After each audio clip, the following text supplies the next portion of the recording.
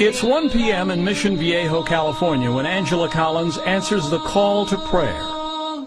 It's her second prayer of the day, and following custom, she'll pray 3 more times before the day is done. Now I have this belief, and I love my belief, so I have to respect it and follow the rules. The rules are not easy to follow. Angela is Muslim. She has been for almost 5 years.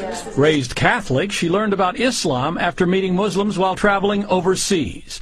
She converted just 2 months after September 11th, a time when the war on terror was almost synonymous with a war on radical Islam. I saw a very dark persona of Muslims in general to Americans, and I realized it was so far removed from my actual experience abroad that people had to know, this is not who they are. This is not how they are.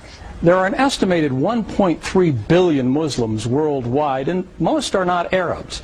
Here in the United States, while the Muslim contingent numbers an estimated 7 to 8 million, it's growing rapidly. 20,000 new converts each year, 4 times as many women as men. In the Quran, it says that women were created independently of Adam, that Eve was an independent creation of God's. And so for a lot of white American women, that really appeals to their sensibilities of equality, and it's very liberating for them. Maybe I'll help you cook something. Julia Roach converted to Islam after being introduced to the religion by her husband, Chris. They weren't married at the time. He is also an American.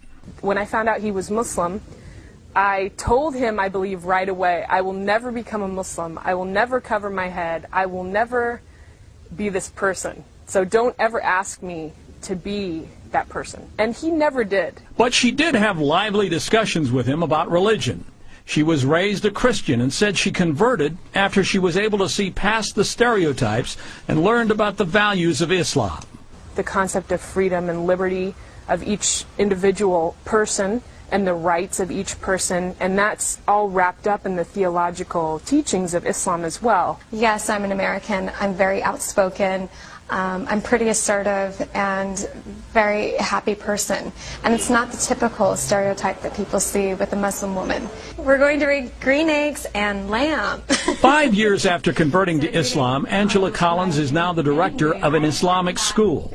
It took her a while to get used to wearing the hijab, but now instead of being a fashion emergency, it's become a fashion accessory. Yeah, people looked and they were curious, but they never, a lot of the times they didn't realize I was a Muslim wearing hijab. They thought, oh, she must be some French designer coming up with a new fashion. It's not a new fashion, but maybe a new face on the world's second largest religion. George Lewis, NBC News, Los Angeles.